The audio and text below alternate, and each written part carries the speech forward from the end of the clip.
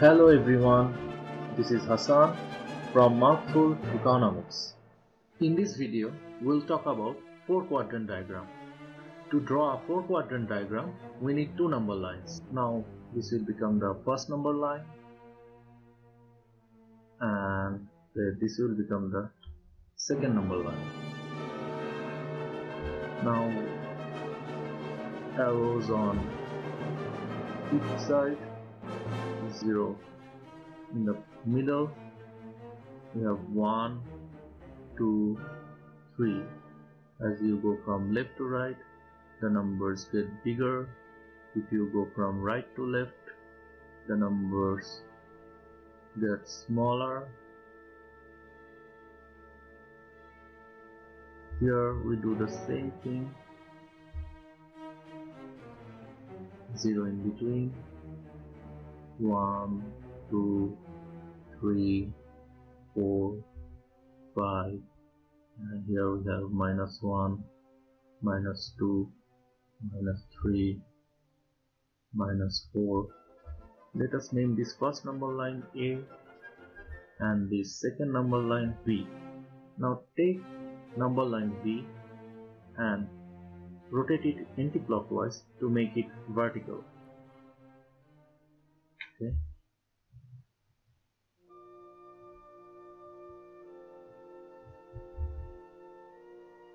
Zero. We have rotated it anti-clockwise, so the positive values now go upward and the negative values go downward. Now we have to combine this number line A and this new number line B. Okay, so here the A number line and the B number line.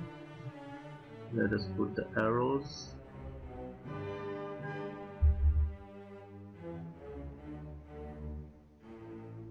Zero here.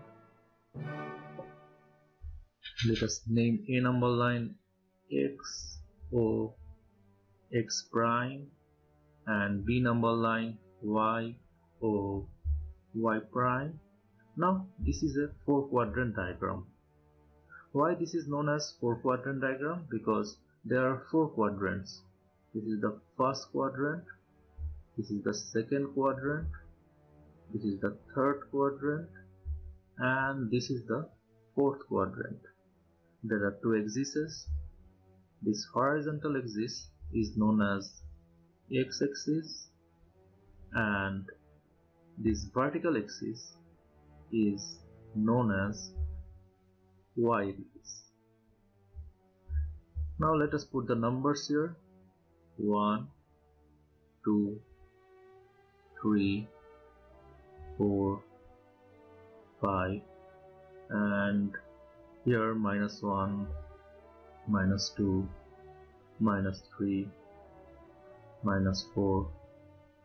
Here 1, the upward portion of the B number line, 2, 3, 4, 5, and here -1, as this is the downward portion of the B number line.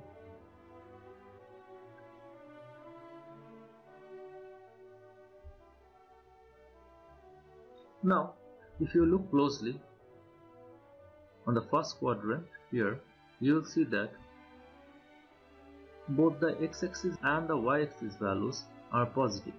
So any point here will have positive x-axis value and positive y-axis value. Okay, what will be the x-axis value? If we draw a vertical line from the point to the x-axis, here it is between 3 to 4. So if the point is A, the x-axis value can be approximately 3.5, and what will be the y-axis value? Again, if we draw what will be y-axis value? Again, if we draw a horizontal line,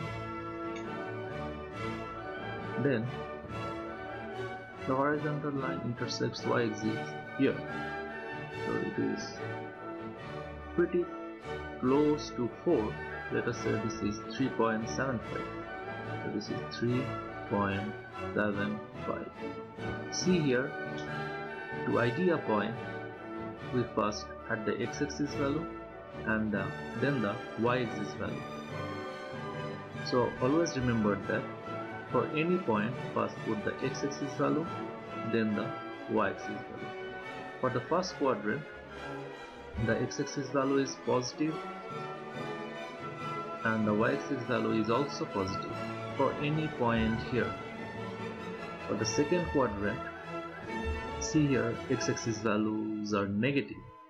So for any point here, x-axis values will be negative and y-axis values will be positive.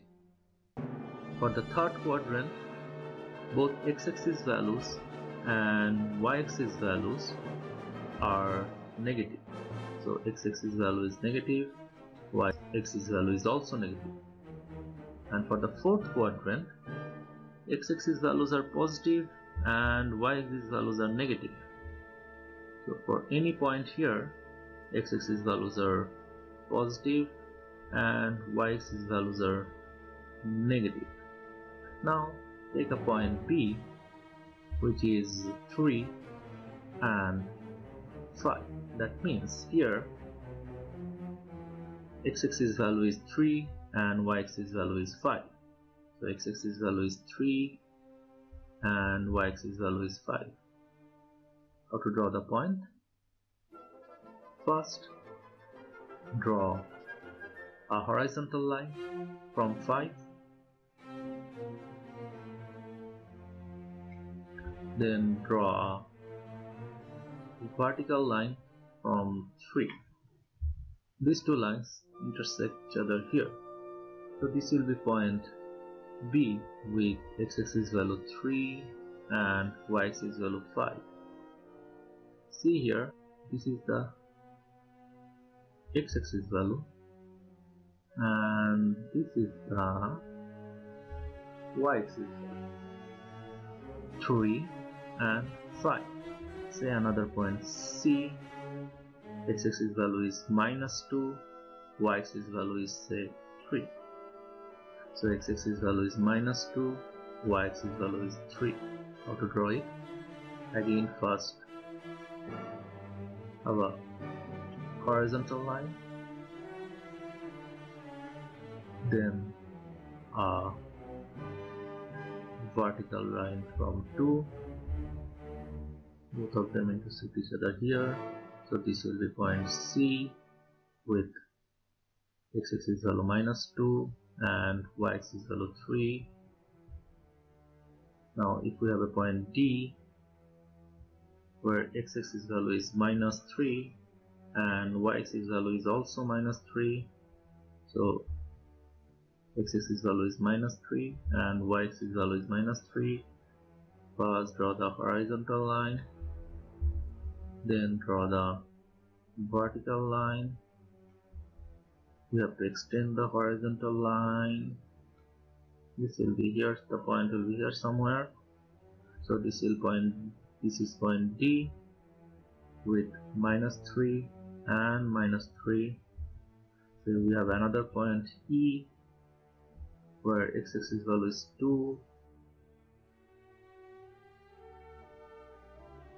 So x-axis value is 2.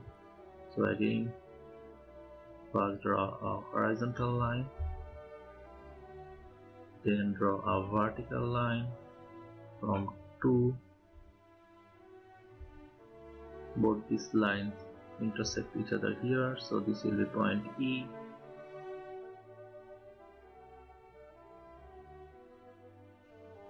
Now take a point F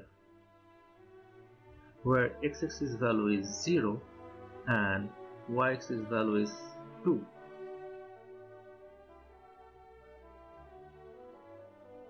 point will be on the y-axis, so 0 and 2. So this will be point E with x-axis value 0 and y-axis value 2.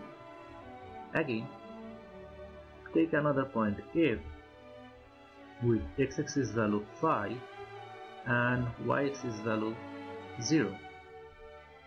As here y-axis value is 0, this point will be on x-axis, because for any point on x-axis, y-axis value is 0. So here this is 5, so this will be the point F with x-axis value 5 and y-axis value 0. Well, this is all for now. Don't forget to practice. There is one disclaimer though, not a native English speaker, therefore following my grammar and pronunciation is subject to tremendous risk. Anyway, if you are new to this channel, don't forget to like, share and subscribe. Want to learn more? Follow the link in the description below. Bye bye.